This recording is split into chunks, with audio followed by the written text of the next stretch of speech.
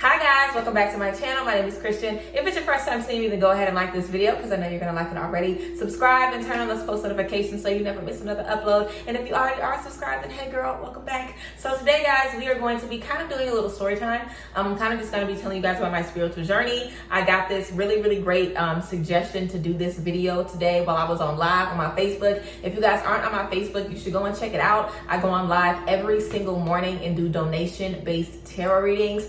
So that will be something really cool for you guys to check out. Also follow me on Instagram. But yes, today guys, we're going to talk about my spiritual journey and we can just get right into it. Okay, I'm going to try to not hold y'all too long now, but we're just going to go ahead and get into it, period. Okay guys, so I kind of have always had a spiritual / religious background. My father was a pastor for over 20 years. My mom is still a minister now. My father passed away, but my mom is still a minister. So with that being said, I basically grew up in church every Sunday, Bible study, Sunday school, vacation Bible school, Christian camp in the summer. That's just literally all I knew. Liturgical dance, choir. I played the violin, so I would play my instrument in church. That's just all I knew basically. All of my friends were friends from church. I didn't go anywhere but school and church until, I don't know, maybe I went to college. Honestly, that was the first time I went to a club, like in college.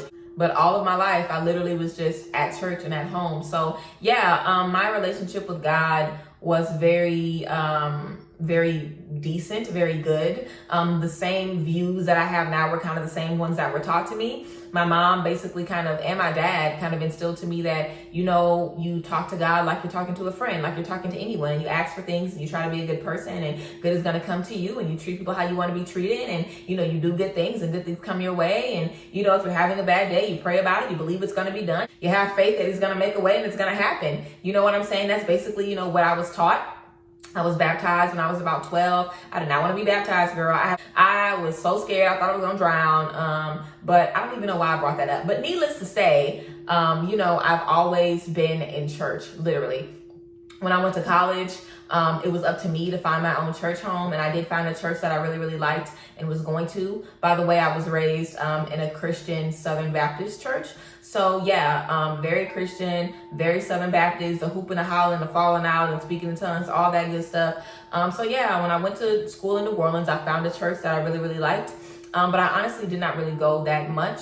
I didn't really start, you know, going to church and being serious about church probably until I moved to Dallas. And I mean, honestly, guys, my relationship with God and with spirituality was just, you know, like really severed after my dad passed away, because my dad was, you know, a man of God. He was a great man. He was an amazing person. So I could not wrap my mind around the fact that he was taken from me. And I literally, like, I would have never in a million years thought that he was going to pass. I was 14 when he died. It's been over 10 years ago. And I literally, like, whenever I had no idea. Like, he was sick. He had been in the hospital for a long time, but I had no idea. Like, him dying was not even a thought of mine. So I was very angry at God. I was very upset. I didn't want to go to church. I didn't want to pray. I feel like it wasn't a point. Like, I literally, you know, and mind you, my dad was my best friend. I was way closer to my dad than I was to my mom. You know, like my dad, I was,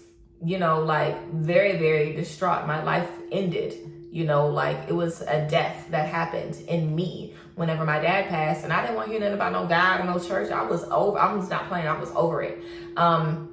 And then I basically kind of had a little revelation, I guess, about, you know, what this life is and, you know, just how this physical plane really ain't shit. And we're all spiritual beings having a physical experience. I learned that when I was 14. And I basically realized that we're all here for a purpose. You know, we serve our purpose and then we're done. And that basically is it. It's not a bad thing. It's a good thing. It's an act of mercy. It's an act of grace, you know, because the world is a fucking mess. And wherever we go after this is a lot better than here. Okay. But, you know, when I was a kid, I wasn't trying to hear that, you know, and even though I realized that around that time, but still, I just was really angry. I had a lot of anger in my heart. That was kind of the first very big loss I experienced. And it was really hard for me. It turned me into a completely different person. So yeah, that happened when I was 14. And then, like I said, when I went to college, it was kind of up to me, and I wanted to go to church and, you know, all that good stuff, but it wasn't like I had to go to church every Sunday. Like, I was missing Sundays. I wasn't really being serious about it. But when I moved to Dallas, I just wanted to go to church. I wanted to find a church, and I found one and started going, and it was great, and I loved it. And now that I'm in Atlanta, I'm not going anywhere, but I can't wait to go back to Dallas because I'm definitely going to start going to that church again. But yeah, basically I had my first spiritual awakening at the beginning of 2019. So at the beginning of 2019, I basically had my first spiritual awakening. I basically, started to discover different energies, manifestation, crystals, sage, the power of the universe and how that power is in us. I kind of discovered that then. There was a girl that I was really cool with, who basically, she was doing readings and she was on her journey and she was educating me a lot. She was showing me a lot of things. And I also had another friend, that was, kind of helping me with things as well, but it was just a very interesting time. I was learning a lot of things and I was getting excited about all the things that I was learning. And I kind of feel like that's how it is whenever you first come into spirituality. I feel like for so long, most of us are taught that we need to go through a pastor or a preacher or a priest or an evangelist or just someone else to reach God and to resource. But, spirituality to me is just discovering that source is within you and that you can always tune into the divine, call on God. You don't need anyone else or anything else to help facilitate that connection. So that's basically what spirituality meant to me, realizing that all of that power was within me, that I could manifest whatever I wanted, speak whatever I wanted over my life. I was reading about the law of attraction, learning all of these things. And I also read this book, Sacred Woman by Queen Afua. I was in a group of girls and we were all supposed to be reading the book, but of course I was the only one that fucking read it. So I read the book front to back, and Sacred Woman by Queen Afua, I'm not sure if you guys heard of it or not, but it's basically a book, more so a reference book than it is something for you to sit down and read. But it basically outlines 9 gateways of divinity, basically ways that you can involve spirituality, divine femininity in every aspect of your life. It talks about diet, it talks about your clothing, it talks about dance, it talks about yoga, it talks about the health of your womb, it talks about, there's so many detoxes in there, so many recipes, so many mantras, so many meditations. It's a really, really good book. I would recommend everybody get it and everybody check it out. But yeah, so I read that book, and that was also a jump start for me as well, realizing like, hey, I can eat different things and, change my energy and change my vibration, and I have a frequency and I can raise it and I can make it different. So yeah, I basically, went on that journey, when I had, a few people there with me to support me and answer questions if I had any. But whenever I started coming into my abilities, I, for whatever reason, did not want to share with anyone. Whenever I realized that I was empathic and started realizing I was intuitive, that was while I was still living in Dallas, and I didn't want to talk to anybody about it.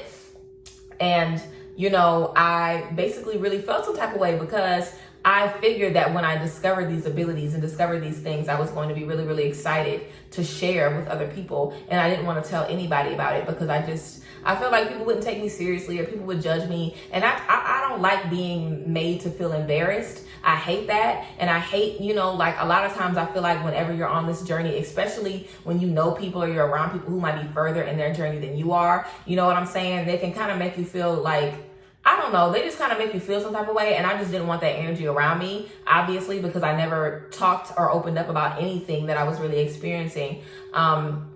Not in depth anyway, because I didn't want to be drugged. Like I didn't want people to make fun of me or, feel some type of way. And it was something that I wasn't even comfortable with sharing with anyone. But now that this is my business, this is my livelihood, of course, I am entitled. Well, not entitled because I can do whatever the fuck I want, but I want to share and I want to let people know and I want to heal others, and whoever doesn't like it, I don't give a damn. You know what I'm saying? But back then, I just really, I just didn't feel like I was going to have that support if I started talking about having abilities and being able to sense things. And I felt like that was just going to be too much because everything happened very quickly for me. It was like I was learning about these things and I was getting these abilities. And especially now that I am literally a full-time intuitive seer, literally I'm fucking psychic.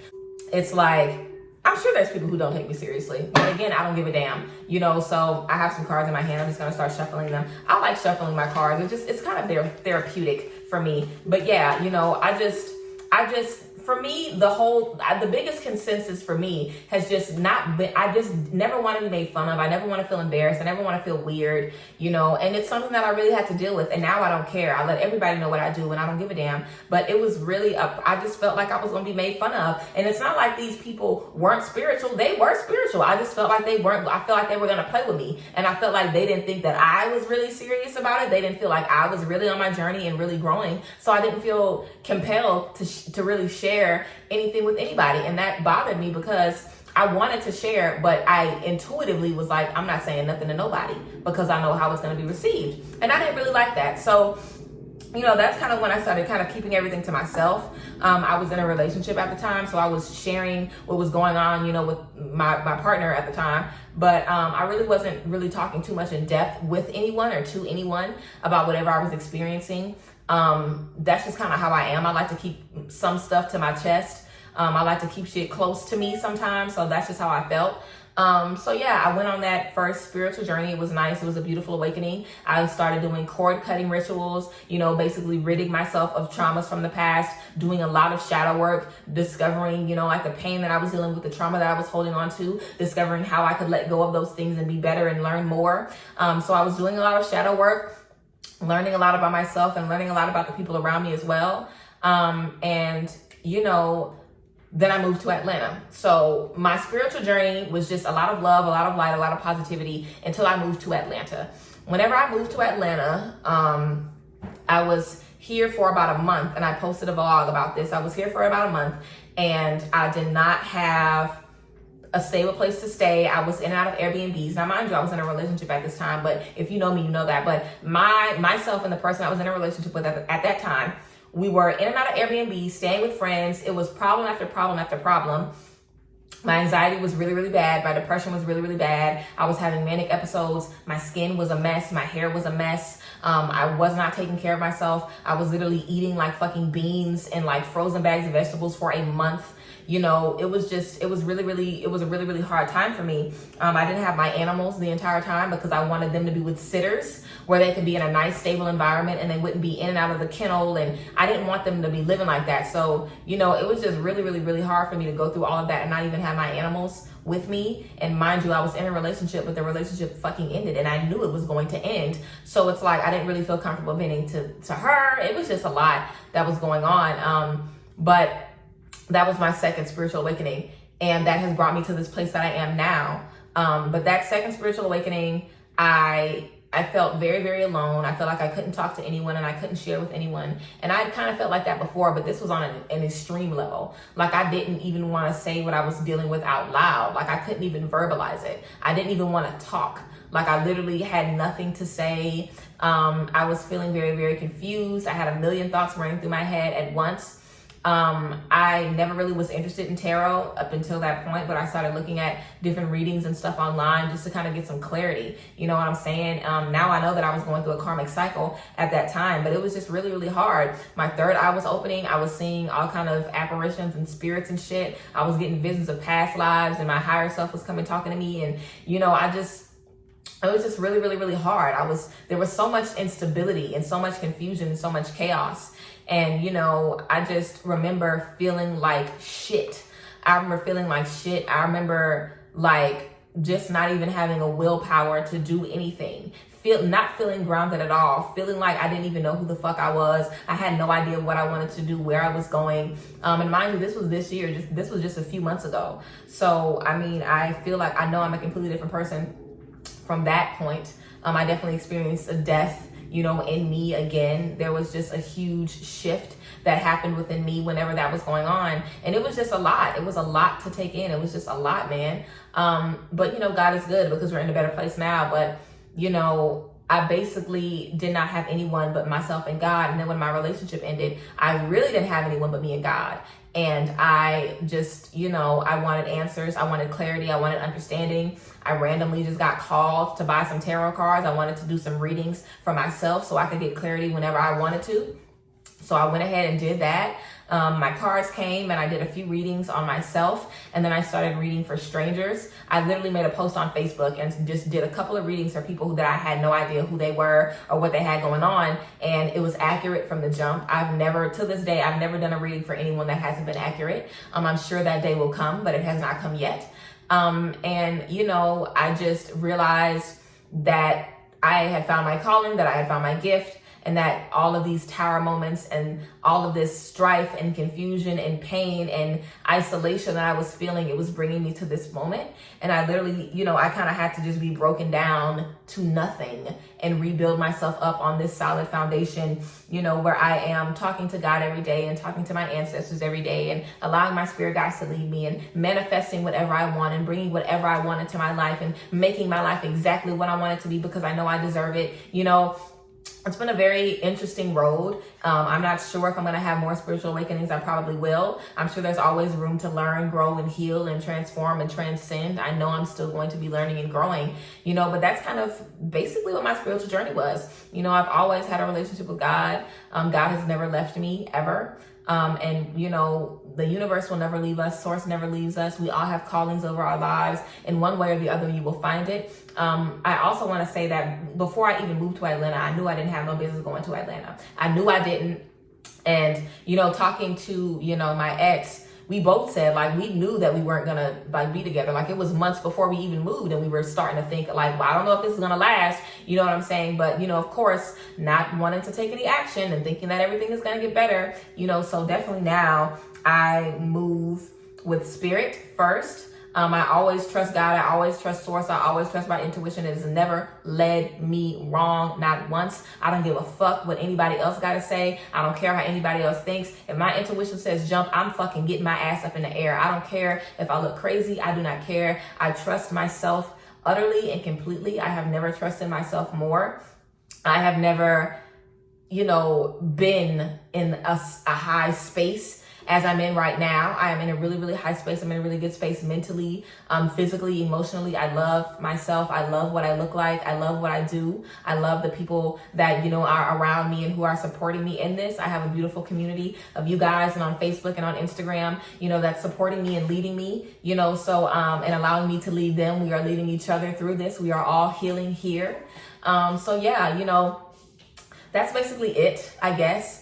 You know, but a lot of people have been asking me how I came into tarot, and that's basically how I came into it. You know, I didn't really I needed answers, and it was kind of put into my lap, you know, that this is what I'm supposed to be doing. It happened very, very quickly. I literally got my cards, and literally like a week after that, I had a website where I was booking readings because I was good at it and I was feeling called to do so. I did free readings at first for a while, and then I did readings, donation-based readings, which I still do every morning because I still love to connect with everybody and pour into everybody, so I still do those, you know, but I was being called to do more and learn more and change and evolve, and I'm still being called to do that every single day. It is a journey, it never stops.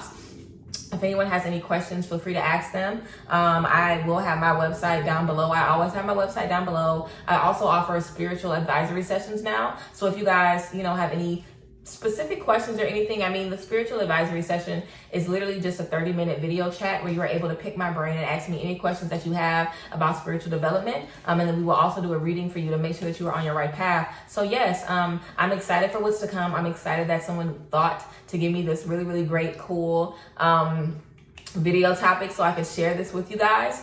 There's probably so much more that I could have said about it, and I want this video to be like 1,000,000 minutes long. I just kind of wanted to give you guys a brief synopsis of my spiritual journey and what's led me to this point.